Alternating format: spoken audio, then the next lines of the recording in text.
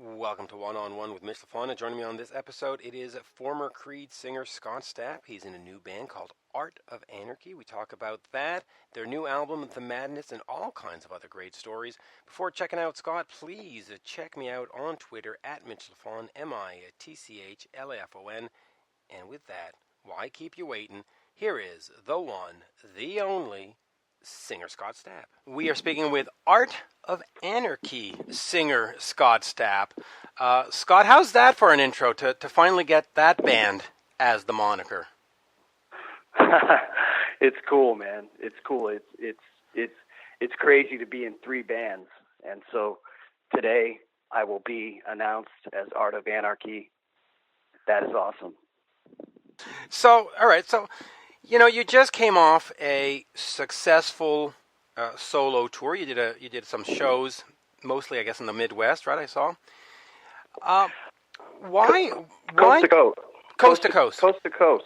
Okay. Yeah, man. And in South Africa and South America. Wow, those are great markets. Well, South Africa, I'm not sure if it's a great market, but South America loves rock. That is one thing for sure. Yeah, man. But talk to me about getting back into a band situation, because you are a known entity. You've got barking dogs back there.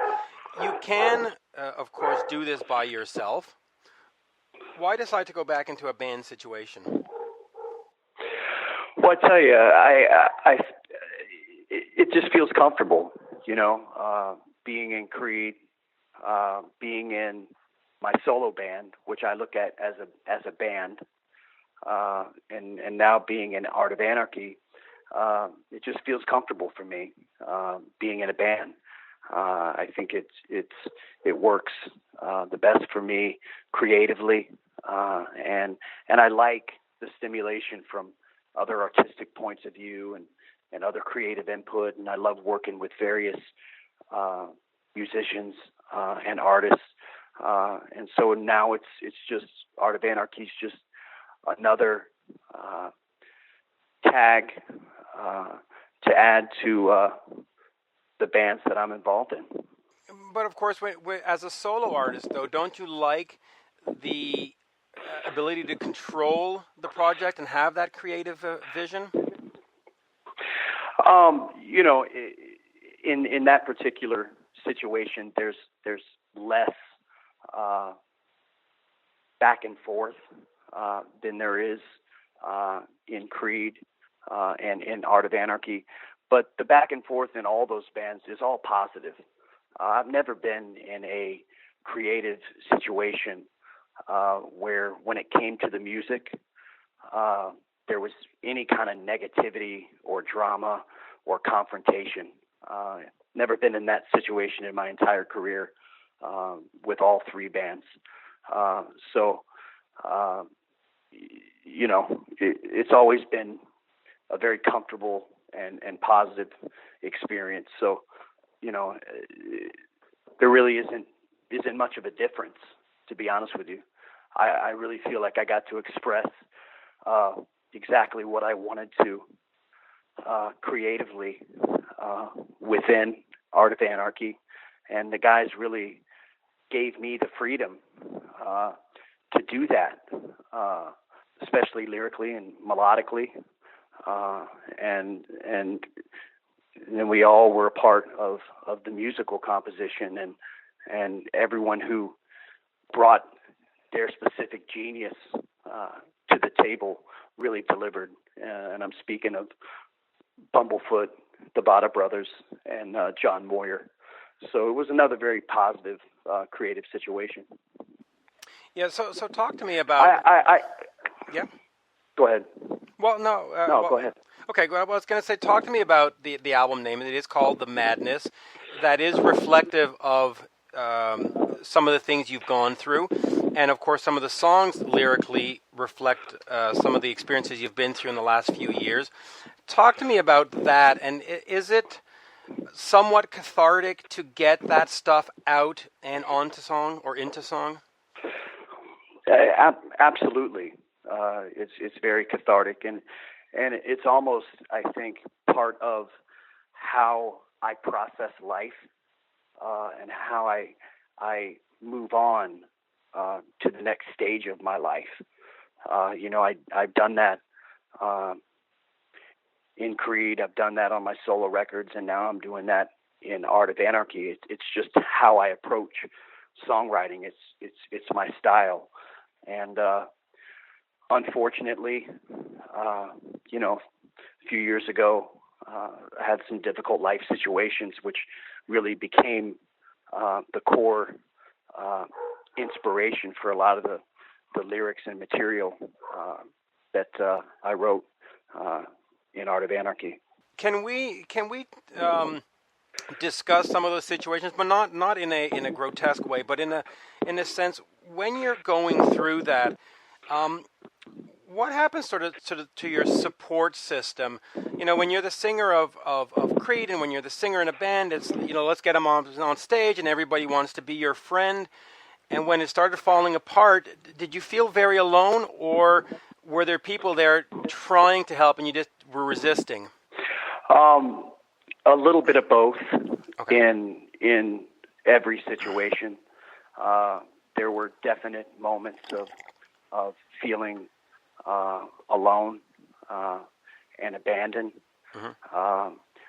And then there were times when there was, someone trying to help. And depending upon where I was in my life, whether I resisted or not.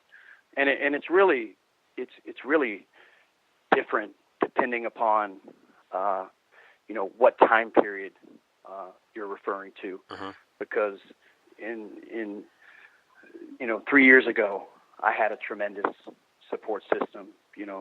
My wife, Jacqueline, and her family did everything that they could possibly do to help me and be with me as I got through and came out to the other side. Talk to me about that ongoing struggle. Is it something that sort of is always looming in the background and you have to be very careful? Or is it something that you've pulled yourself out of and you feel very confident now going forward that, okay, we've had this moment and now I'm ready to tackle this world? Well, again, the best way to answer that is it's a little bit of both. Okay. I mean, because of what I've gone through, I'm always going to have a healthy fear moving forward in my life, and a healthy respect for the things that I can't do and don't work for me.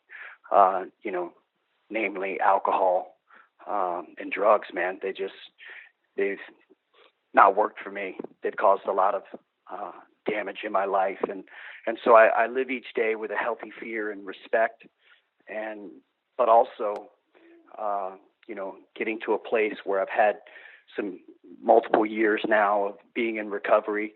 I do have a renewing confidence and feel like I have a new lease on life, and and hope that I've finally gotten to the other side of this and it's all behind me.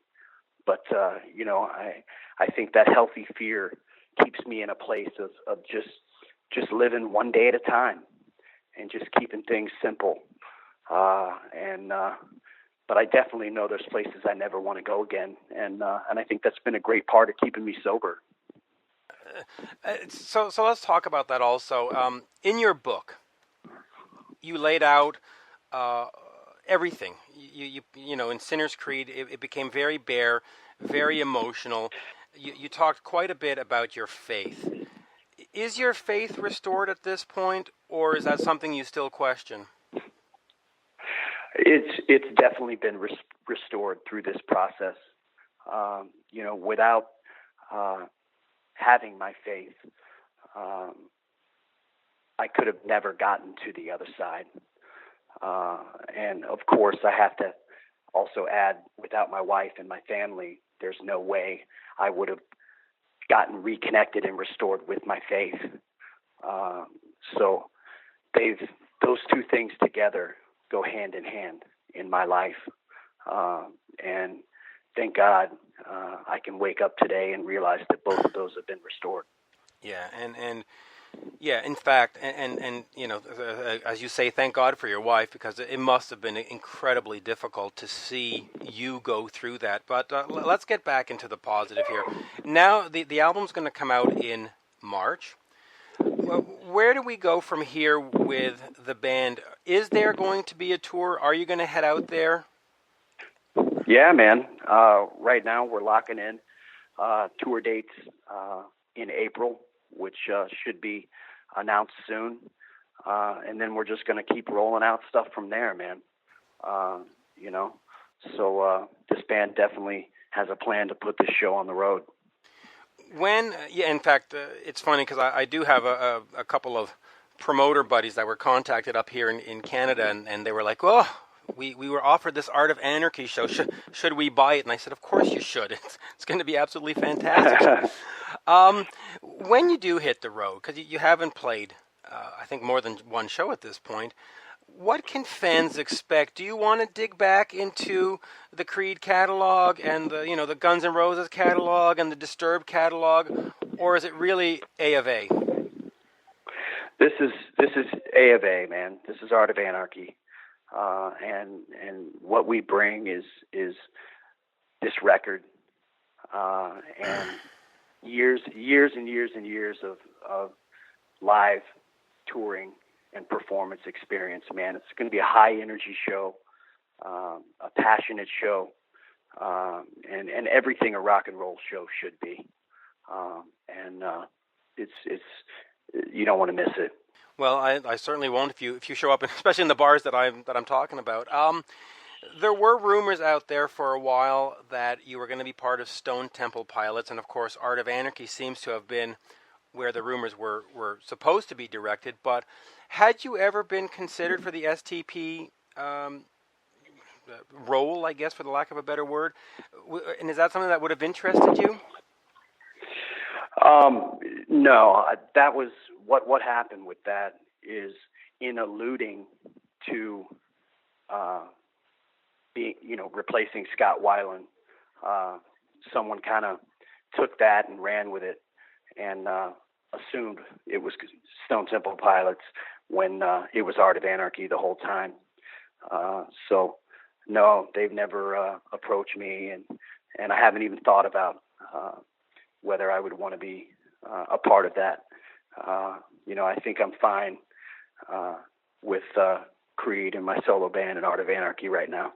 Yeah, which will be great. Now, of course, Proof of Life was the last solo album from you in 2013. Do you see yourself at some point sitting down and making another Scott record? And if so, when? I've already begun writing my next solo record. And so, there's no definitive timetable on that. But any time that I have away from Creed or from touring my solo band or from Art of Anarchy, I'm always writing. And I have recently, and over the last couple years, just been accumulating songs and ideas for my next solo record. How do you decide then at what point, or this is going to be in the Art of Anarchy pile in terms of songs, and this one I'm going to keep and stick in the Scott pile? Is it lyrical content? Is it sort of musical approach? How do you sort of decide which goes where? Well, there's three piles between Creed and solo and Art of Anarchy, and each are very different and unique in their own right. Mm-hmm.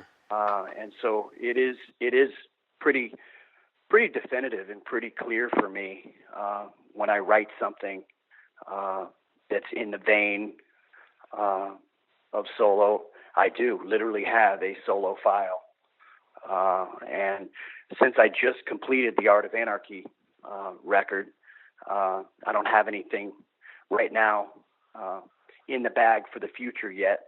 But if something is to come that I feel fits into that band's mold and image, then of course it'll go into that file, and the same goes for Creed. Let me take you back to the first solo album, The Great Divide.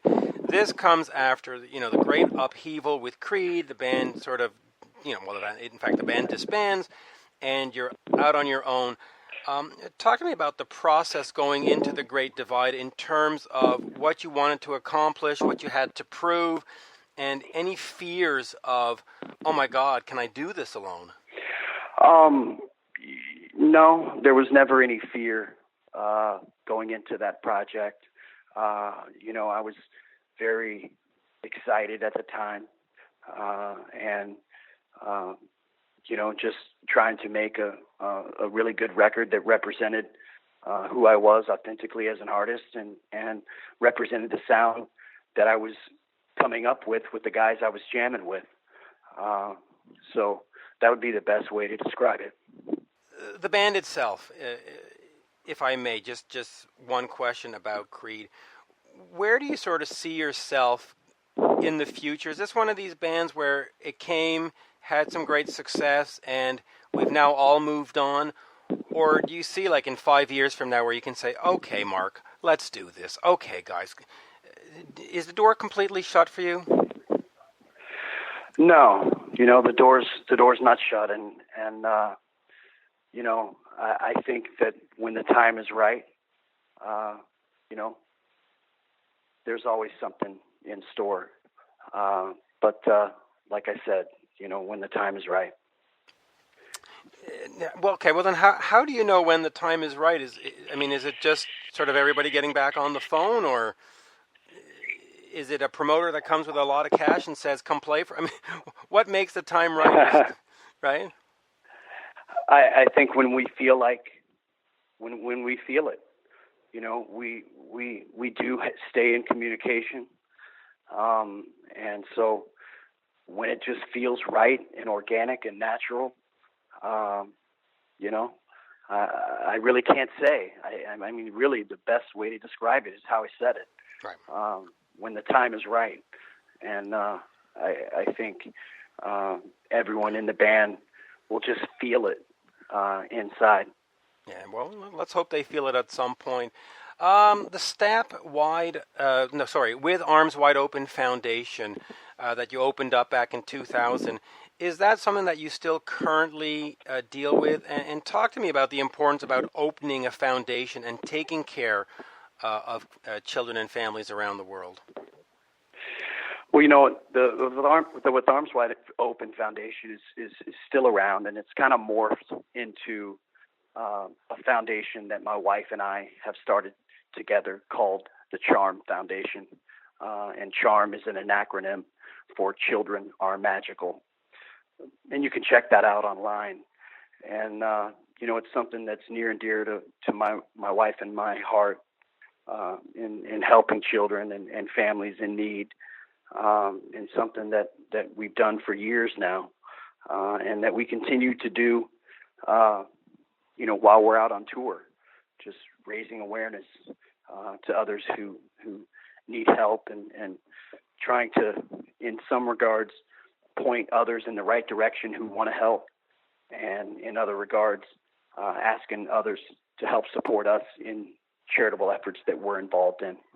So how active are you in the foundation? Is it really something that your wife just takes care of and you lend your name because it does have star power? Or do you actively, look at the files and look at the dossiers and decide what we're going to invest in or contribute to? What is sort of your role in it? This is something that we do together. I've had the With Arms Wide Open Foundation for a decade or more prior to getting married, and my wife had philanthropic work that she was involved in, and that was something that was a part of us and our chemistry, something that we shared in common, and so it's something that we do together in all aspects. So how do you decide which projects you're going to get involved with, in terms of you've got the money coming in, you've got the charitable foundation, and somebody approaches you and says, hey, we need some help? What are sort of the criteria that you use to determine who gets assistance? Well, there's applications that are submitted, and really we go to people that are in immediate need. Okay. We've done help recently last year in Flint, Michigan. Mm-hmm. There was an immediate need. We partnered with an organization called Child Fund, Right. which we helped kids in the Philippines who were in desperate need of food, clothing, shelter, and all the basic necessities to survive. And then we've done things in our local community, and so it's still a boutique situation, and so we really go to places and get involved with things that we feel our heartstrings are tugged to get involved with, and we act and take action on that. You've mentioned Jacqueline quite a bit during the interview. Talk to me a little bit about her and what kind of strength she is for you in your life in terms of just her support and everything, because it obviously is. She is very important to you because you keep mentioning her. So just talk to me about that, because she seems like an absolutely wonderful lady. And she is. Yeah. She's an amazing woman, and she's my best friend. And you know, she's the only person in my life to this point who has always had my back and has always stuck by me through thick and thin. And that's something that you just can't replace. And I have so much love and respect for her. She's a wonderful mother, and also a very savvy and smart businesswoman. And so she's my partner, man. And so when you get me, you get her. And that goes across the board in every area of my life. And of course, you have, I would say, Milan, Daniel, and Jagger. You know, my kids are 13 and 11, and it sort of changed everything I do and how I see the world. What have they meant for you? You know, having gone through being a rock star and then, you know, sleeping in the car and the whole thing, now you've got these three kids looking up to you. Talk to me a little bit about that and just what it means for you to be a dad and not just the rock star. You know, when I'm at home, I'm just dad. Right. And there's no semblance of a rock star in our house. Right. You know, I go to daddy-daughter dances. I coach basketball and baseball, and go to my kids' school for lunch, and just stay actively involved in their life like any parent would who can. You know, and I think being a father is the most important responsibility my wife and I have, are being parents. And they have definitely been such a tremendous inspiration in me overcoming my demons, and in inspiring me to, you know, really be the father that they need and they deserve, and give them the love and the nurturing and the guidance that a child needs from their father. And I wouldn't trade it for the world.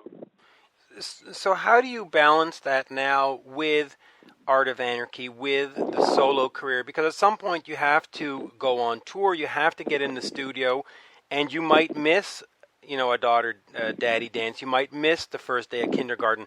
How do you balance that and sort of make it right? Well, I tell you, man, you know, I'm pretty fortunate in that, you know, I probably get to spend more time at home with my kids than people who have a 9-to-5 job. You know, I'm home over 6 months a year, and so when I'm home, I'm home. When I'm home, I'm getting kids ready for school, and home when they get home from school, and of course, during the times when I'm working, there may be a thing here or there that I miss, but we really try to create my schedule so I don't have to do that. You know, I fly home quite a bit when I'm on tour. My kids also fly out when they're not in school, and on the weekends fly out and I spend time with them on tour. And we've really made it a rule in our family, never to go more than 10 to 12 days away from each other. And so we've been able to accomplish that. My kids are world travelers, and they love being out on tour with Dad. And that was something that I shared with Art of Anarchy that was important to me. And they said, and another thing that made this situation attractive is they were all so supportive of my recovery, and doing whatever was necessary to help me stay strong in that by their influence, as well as supporting me as a father and the role that requires. And so, there's a lot of detailed planning that goes involved in making it all work, but we do it, man, and I feel blessed. Having gone through your career as you have, the success and the alcohol and all this and all that, if one of your kids came to you and said, Dad, I want to get into this business, would you wholesale say no way, or how would you sort of approach that? Well, I feel like I would be their best asset. Right. And I would be their best advocate, and I would definitely and completely and fully understand where every pitfall is, because I fell into each one. So, if it was something they were passionate about, something that they wanted to do, I would do everything in my power and use all my resources to give them every opportunity that they could have, and to be there with them, to guide them, so they could avoid the pitfalls that I have. Well, yeah, and there are plenty of pitfalls. And I guess as we're running out of time, at this point, would you say you're happy? I am, man. I am. It feels good. Yeah, it does. And it must feel rewarding to actually get back out there and use your gift, which is your voice, and to get back to singing, right? Absolutely, man. The last 2 years of touring, with my solo band all over the world, I really gained a complete new appreciation and love for what I do, and really just felt so humbled and blessed for all the fans that showed up, and it really reinvigorated me inside, and really brought a new drive and a new fuel, which has affected every area of my life in a positive way. And so, I brought that new passion and new fire into Art of Anarchy, and we'll see what happens, man. Well, listen, the album sounds great, and I do have to say this: when you come back from everything you've been through, and then you put that first show on sale, and the tickets sell out, and the fans show up, it's just got to feel great that no matter what you went through, there's still that love for you, and they just didn't, they still trust in you and know that you'll deliver. And so, that must have just been rewarding to finally feel that sort of passion. Like, hey, after everything I've been through, you're still here for me, you guys. Yeah, man, that was undescribable, and almost brought me to tears.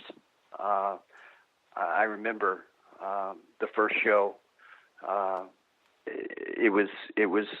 It literally did almost bring me to tears.